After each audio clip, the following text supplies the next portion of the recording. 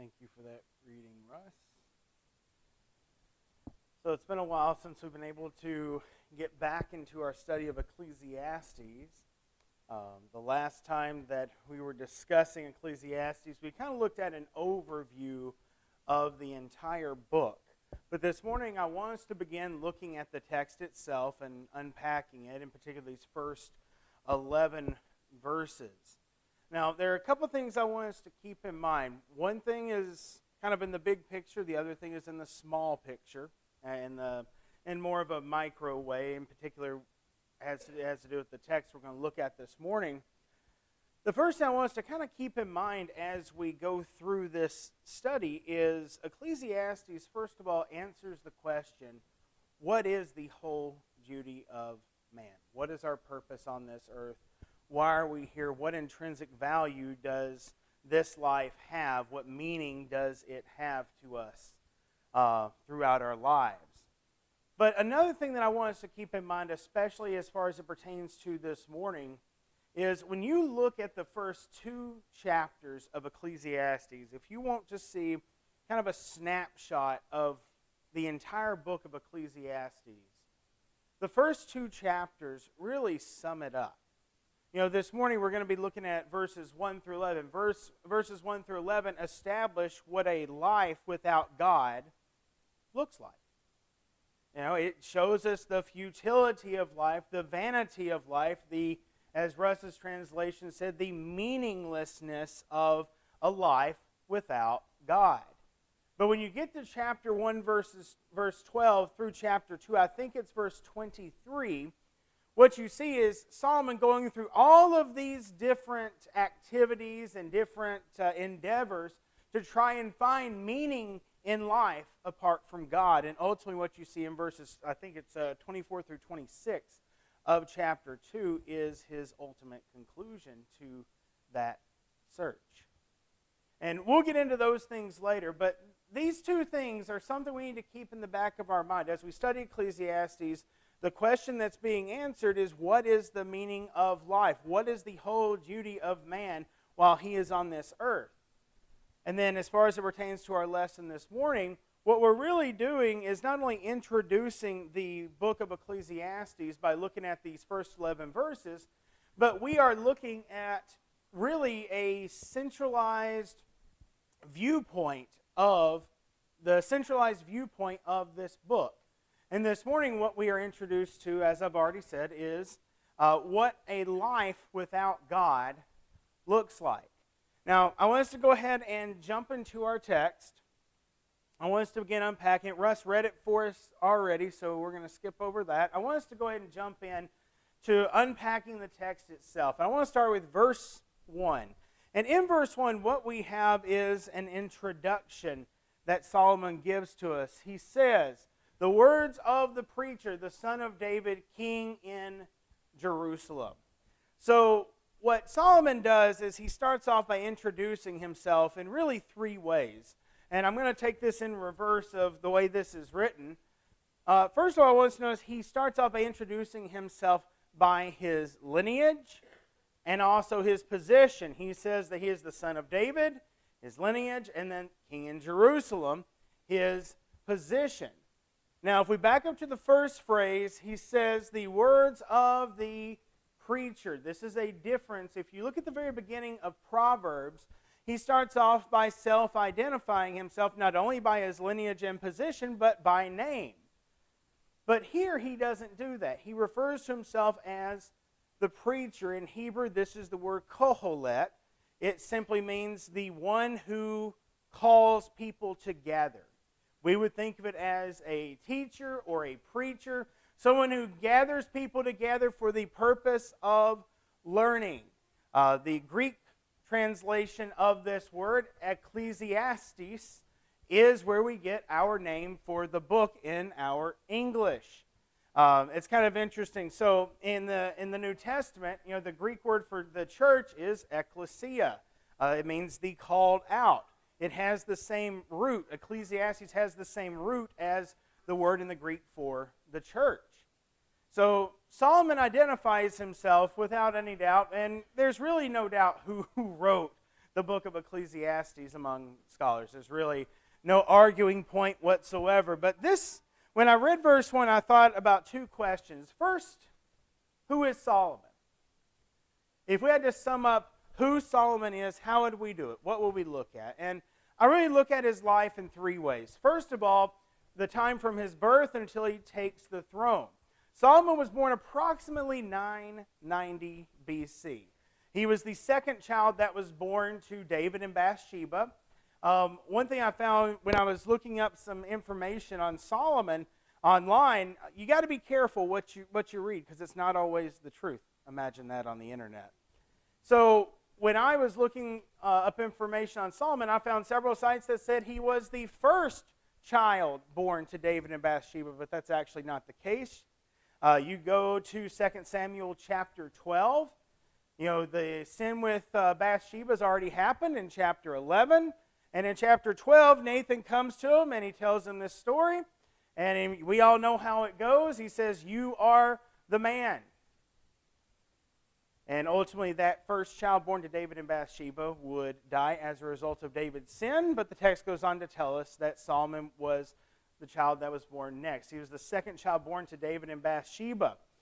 When it came time for David to take the throne, Solomon to take the throne from his father David, his older brother Adonijah tried to take it over. He even got the military on his side.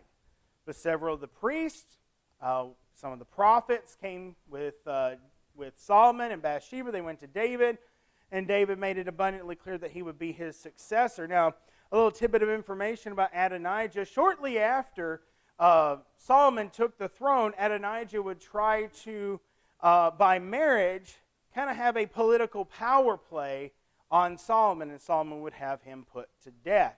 That little power play even involved Adonijah going to Bathsheba and saying, "Hey, why don't you get Solomon to let me marry this girl?" Yeah, when Solomon heard that, he knew it was a political power play, had him put to death. Solomon officially took over the throne either in late 971 BC or early 970 BC, roughly around that time. Now, after he took the throne, and this is kind of lengthy, but I couldn't figure out a way to summarize the first little point on the PowerPoint here. But basically, after Solomon took over power, God comes to Solomon. He says, "I'll give you whatever you want." And instead of asking for fame and riches and all that type stuff, Solomon says, "Well, I just want wisdom and knowledge to be able to guide and lead your people." And of course, this pleases God. God makes him very wise. There's a story in, I think it's 1 Kings chapter 3, I believe, where these two prostitutes come to Solomon, and one of them had rolled over on their baby in the night and gotten up and stole the other woman's baby. They both come to Solomon claiming that baby belongs to both of them. And Solomon says, "We'll just cut the baby in half and give each woman half." And of course, the woman whose child it was not said, "Yeah, sure." And then the woman who knew that it was her child said, "No, let my child live." So Solomon gave her the child. But he was very wise beyond his years, and God granted him that. Another point, in 966 BC, Solomon began the construction of the temple. Now, that's important in Jewish history for several reasons. Two in particular. Number one, the construction of Solomon's temple. This is the first time that God is going to have his home, so to speak, with his people. Up until this point, they have been using the tabernacle, a tent that they have moved as they travel. Well, now he's building the temple. But there's another thing as well. If you look in your Bibles at 1 Kings chapter 6, verse 1, it says that the temple began to be built 480 years after the Exodus. Now, some scholars will say, well, the Exodus happened 200 years after that. But if you actually follow the biblical text, it's saying that it happened around 1446 BC, roughly. Now, some scholars, like I said, they'll say, well, it happened 200 years later during the reign of Ramses. But if you actually follow what the Bible says, we have a timeline that's given to us in the text. So he began to construct the temple, And during the early days of Solomon's reign, God gave him a lot of peace and prosperity. In fact, this time in Jewish history is often referred to as Israel's golden age. These 40 years during the reign of Solomon. But this peace and prosperity didn't last, because in his later years, as his reign progressed, so did his sinfulness. You look in 1 Kings chapter 11 in particular, it talks about how he pursued all these other women from all these other nations, and they turned his heart against the Lord. He began setting up idol worship and other forms of idolatrous worship throughout the land. Ultimately, it resulted in God raising up enemies for Israel.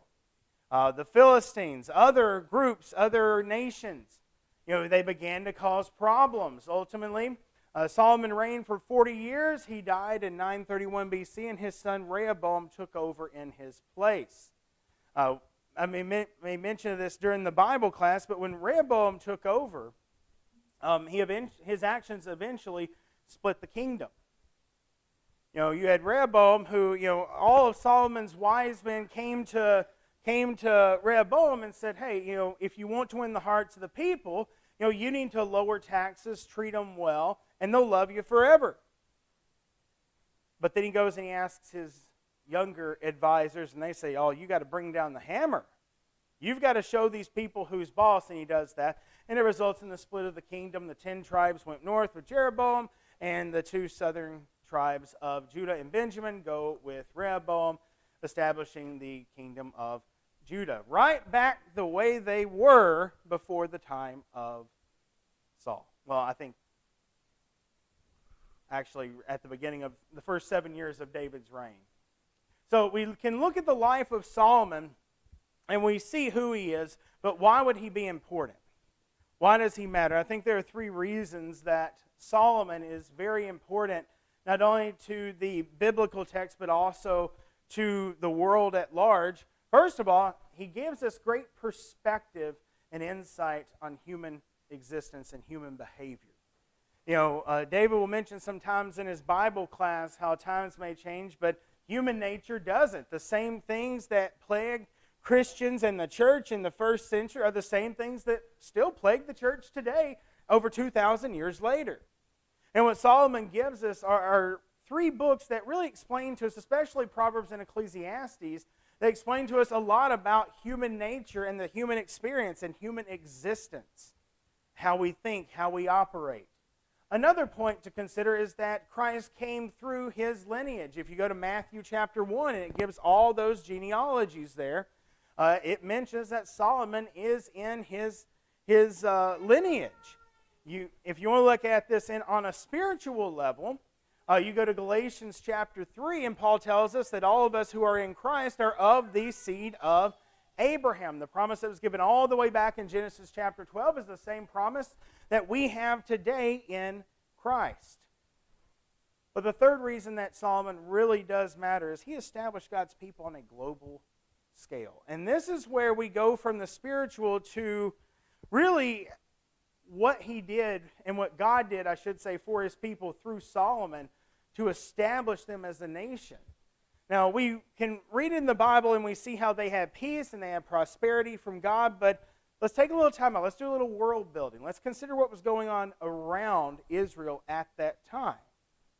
So, we're looking at roughly 971, about 200 years earlier.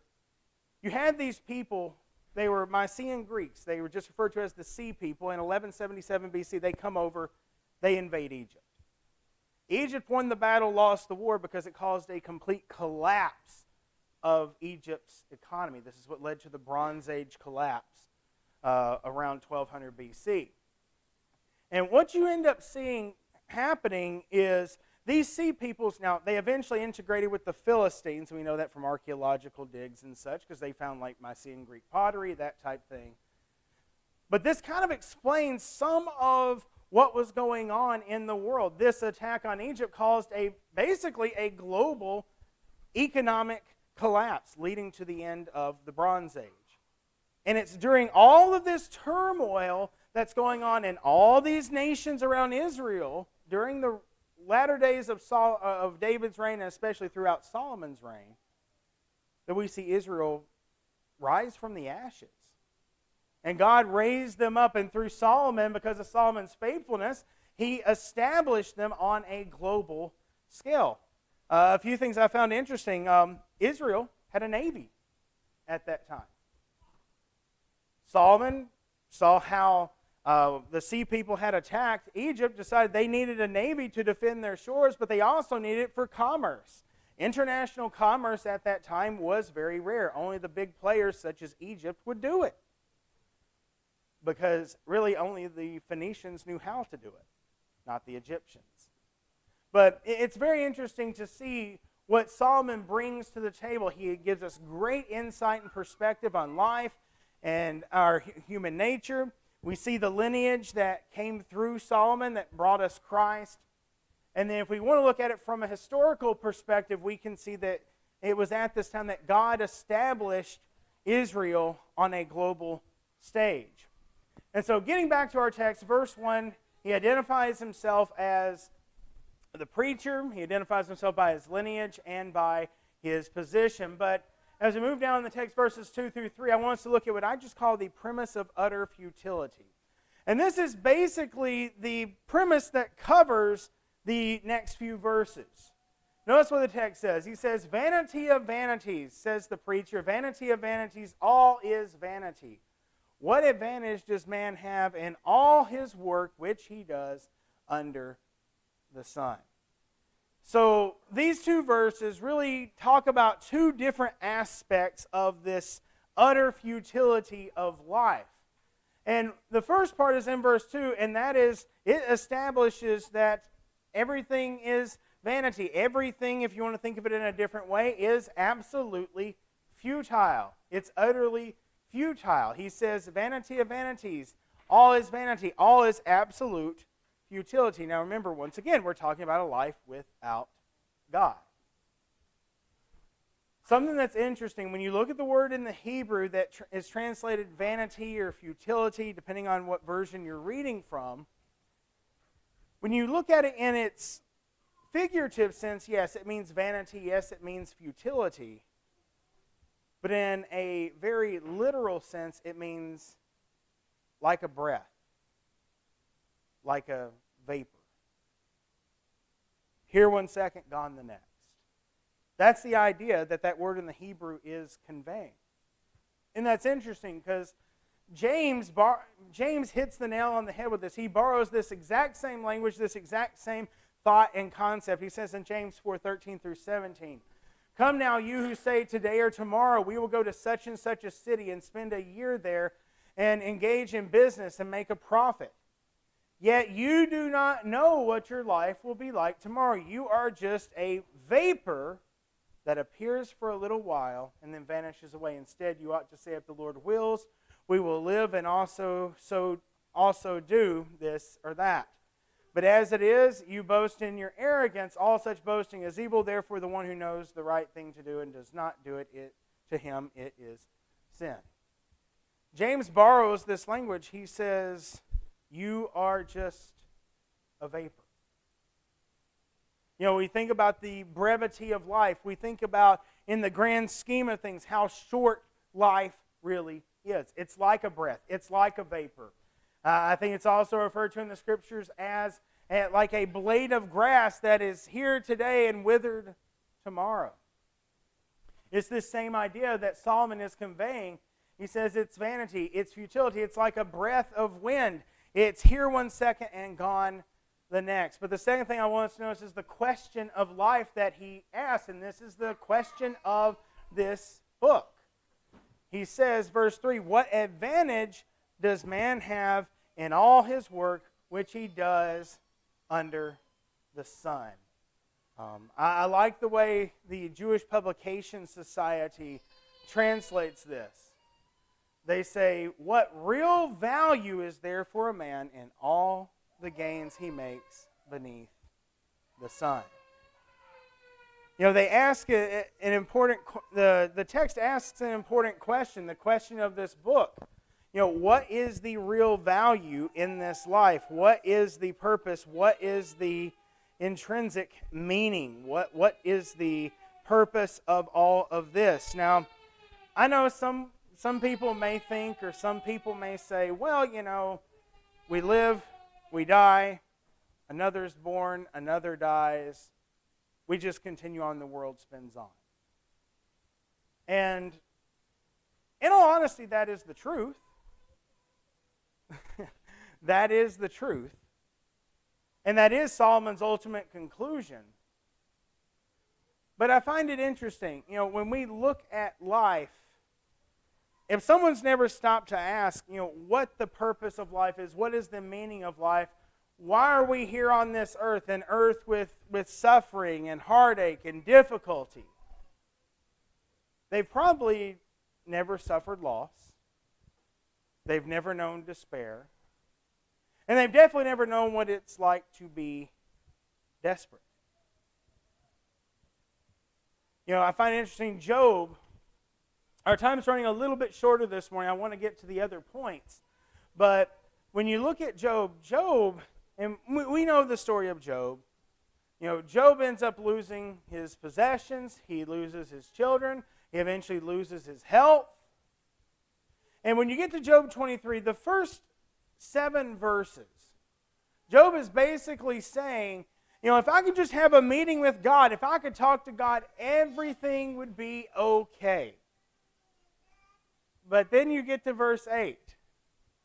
And he says, behold, I go forward, but he is not there, and backward, but I cannot perceive him. When he acts on the left, I cannot behold him. He turns to the right, I cannot see him. Basically what Job is saying is, okay, God, in my situation, where are you? What are you doing? How are you working? Because I don't perceive you, I don't see you, I don't know how you're involved in my situation. And in reality, this is the mindset that we often take when we do have suffering, when we do have difficulties in this life. And it's easy to turn and say, okay, God, what's the purpose? What is the meaning of life? And anyone who's never asked that before, I think, really hasn't thought it through. Or they haven't experienced suffering. They haven't experienced despair. So we have the introduction, and we also have this premise of utter futility. This basically makes the blanket statement that all is vanity. What is the purpose of life? But then he breaks it down a little bit further, talking about these different types of futility. And this is in verses 4 through 7. Here the Bible says, a generation goes and a generation comes, but the earth remains forever. Also the sun rises and the sun sets, and hastens to its place, it rises there again. Blowing toward the south and turning toward the north, the wind continues swirling along, and on its circular courses the wind returns. All the rivers flow into the sea, yet the sea is not full. To the place where the rivers flow, there they flow again. All things are wearisome, man is not able to tell it. The eye is not satisfied with seeing, nor is the ear filled with hearing. That which has been is that which will be, and that which has been done is that which will be done. So there is nothing new under the sun. Is there anything of which one might say, see this, it is new? Already it has existed for ages which were before us. There is no remembrance of earlier things, and also of the later things which will occur. There will be for them no remembrance among those who will come later still. So Solomon breaks this futility down into 2 areas. The first area is found in verses 4 through 7, and that is the futility of the natural world. And the first thing he talks about is what I've just called generational futility. And we see this in verse 4. He says, a generation goes and a generation comes, but the earth remains forever.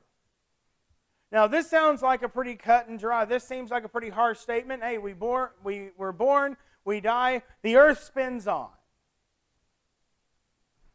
But once again, we have to remember this is how people view life when God is absent. And that makes a very huge difference. Because this is how we can view life apart from God. We live, we die, that's it.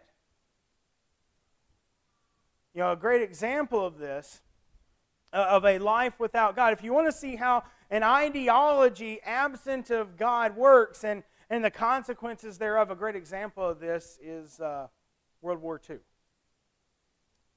So for probably at least 1,000 years, maybe 1,500 years, Western civilization has had morals. We've had the Bible.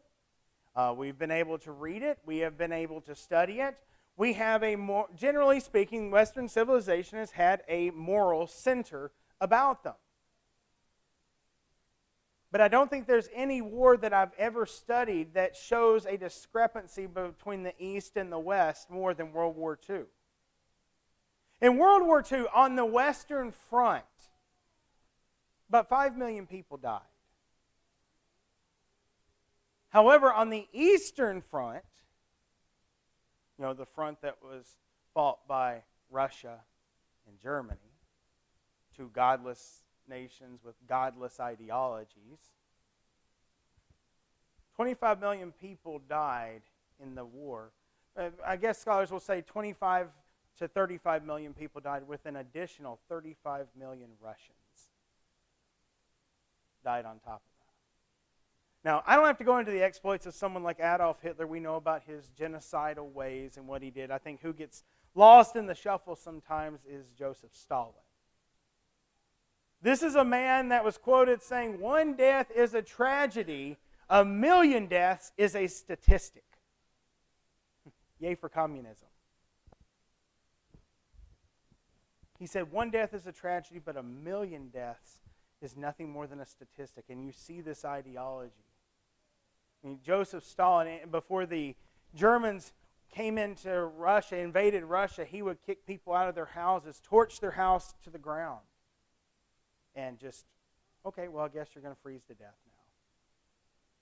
One of the greatest examples of what we're talking about is where he would order his men to lay down on the ground. When the ground was too soft for his men and his tanks to walk across, he would have his men lay down on the ground and spray them with cold water until they froze solid, and drive his tanks over them on solid ground. That's the kind of ideology that we're talking about, a life without God. You see, when you remove God from the equation, this is all life is. You live, you die, that's it. I mean, it's this ideology that makes it to where people can say, oh yeah, a child in the womb is, killing a child in the womb is perfectly fine. That's the ideology that we're talking about. And when you remove God from the equation, that is what you are left with. You live, you die, the earth spins on. So Solomon talks about generational futility, but he also talks about natural futility, the futility of the natural world. In verse 5, he talks about the celestial bodies. He says the sun rises, the sun sets. Guess what? It does it the next day too. Then he talks about weather patterns. He says the wind blows all these different directions on its circular path. What's he talking about here? Well, he describes the jet stream pretty well. What moves our weather patterns along. And then he talks about in verse 7, natural process. He says the rivers flow into the sea. It's not full. Why? Because, we understand how that works. Rain falls, it accumulates, it evaporates, rinse, lather, repeat. It then falls again. So he talks about this futility of the natural world, but he also talks about the futility of human nature. And he breaks this down into 3 areas. The first area is that of greed, of human greed. He says in verse 8, all things are wearisome, man is not able to tell it. The eye is not satisfied with seeing, nor is the ear filled with hearing.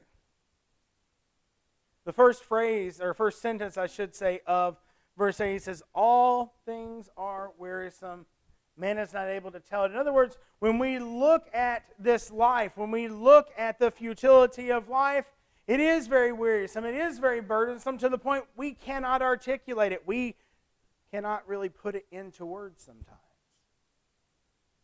And he rolls this right into the second part of verse 8. He says, the eye is not satisfied with seeing, nor is the ear filled with hearing.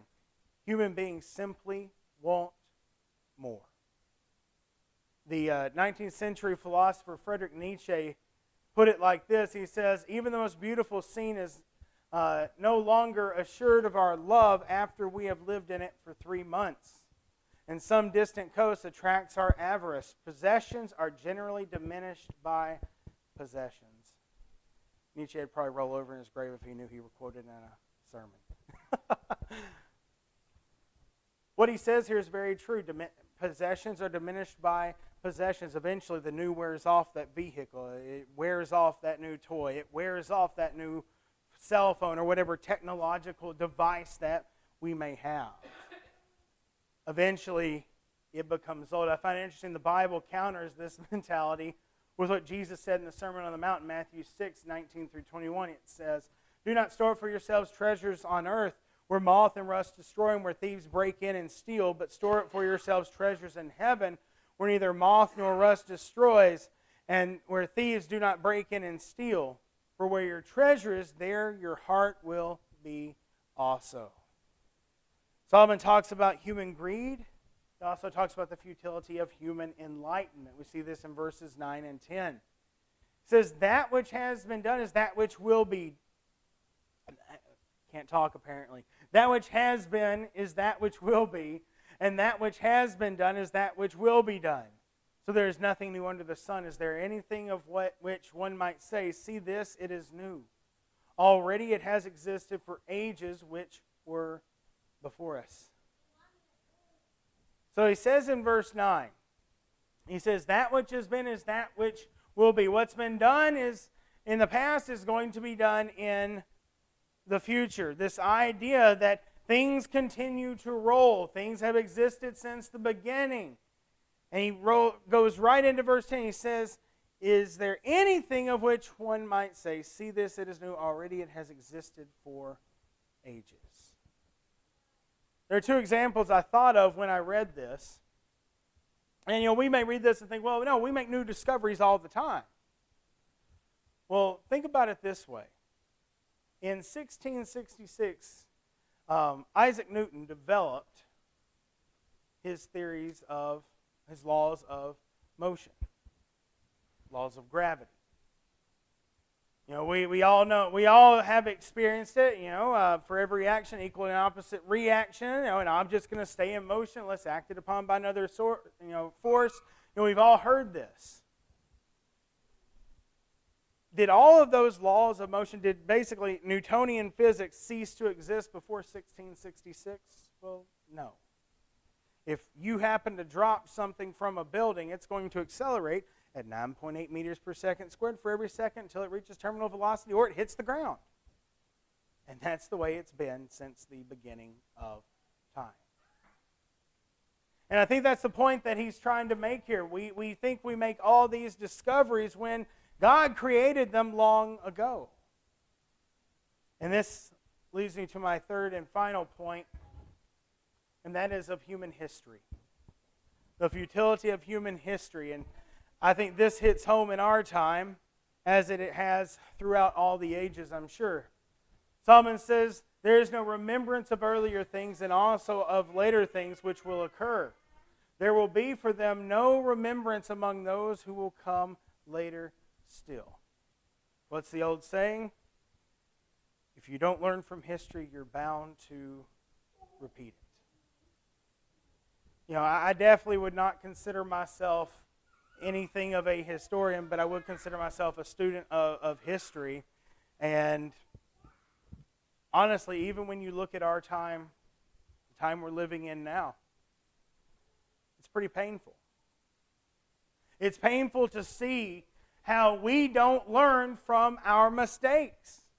You look at what Solomon says. He's basically saying, listen, the people living in our time are not going to pay attention to the history of the past. And those that come after us, when we're gone from this old world, they're not going to learn from the lessons that we should have learned from. They're not going to learn. And, someone might think, well, this is a little hyperbole. This is a bit over the top. This is exaggerated. Well, let's think about something in our own time. So this is what is referred to as the cycle of democracy.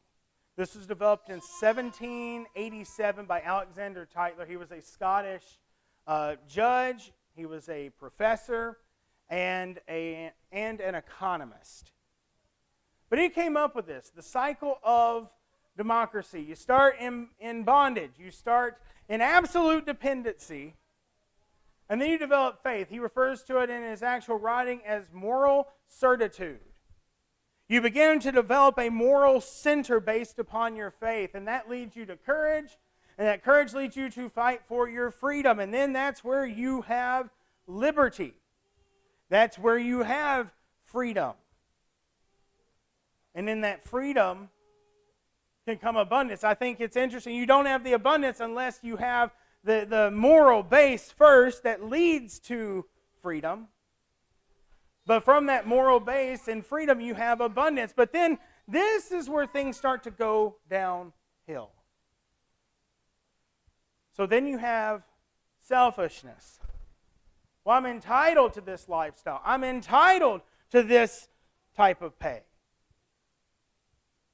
And then that leads us into complacency. We don't really care, and that leads into apathy. You know, when you have apathy, basically, no one takes responsibility. And you know, if you pick up any modern psychology books, one of the things that astounds me is it's never the individual's fault. Oh, you decided that you want to go knock off that convenience store. Well, let's blame your mama, let's blame your daddy, let's blame your teachers, let's blame the church, let's blame your grandparents. How about the person that walked in the convenience store and committed the crime? But that's not the way our society thinks. Our society is full of apathy and people that refuse to take responsibility. And ultimately that leads us back into dependence, and dependence will always lead back to right where we started. Now, folks, this is not hyperbole. This is the cycle of every true democracy that has ever existed in history. That's the reason our founders made us a constitutional republic instead. But this is not exaggerated. You know, one of the things that Tytler said when he was talking about this cycle of democracy, he says that every democracy fails simply because when people figure out they can vote people into office that are going to give them a handout, well, eventually you bankrupt the system. He says every democracy will eventually collapse due to loose fiscal policy. Now, folks, how does that relate to our text? Well, isn't this what we're seeing? You know, you look at this, this is what destroyed the Greeks. This is what destroyed the Roman Republic. This is ultimately what has destroyed every democracy throughout history. And even in our own nation, when you look up the statistics, almost 25% of people, every American, are on some form of federal or state aid, with 43% of that number having been on it on more than one program for more than 4 years. Programs that were founded to help you get back on your feet. But now people have become dependent upon them. What Solomon said is very true. We don't learn from our past, and neither will those in the future learn from our mistakes either. We'll talk about this more next week, but Solomon makes the statement in chapter 1, verse 18. He makes a statement that he sought after wisdom, he sought after knowledge, and the only thing he got back in return was more heartache. And I think that's the point that Solomon makes in verse 11. We simply don't learn. Now, that's going to conclude our look at the first 11 verses. And you know, you might look at this and think, wow, okay, this is a really, really, really depressing book. I don't think it's all that depressing if we approach it with the proper perspective. This is a snapshot of a life without God. And when we begin to look at the next section of the text, verse 12 of chapter 1 on into chapter 2, what we're going to see is Solomon try his hand at all these different things to make him happy, to find meaning, to find purpose. But he's going to find out that a life without God is futile. It is meaningless. it is all vanity. Because without God in the equation, that's all that's left. And so with that, the lesson is yours for this morning.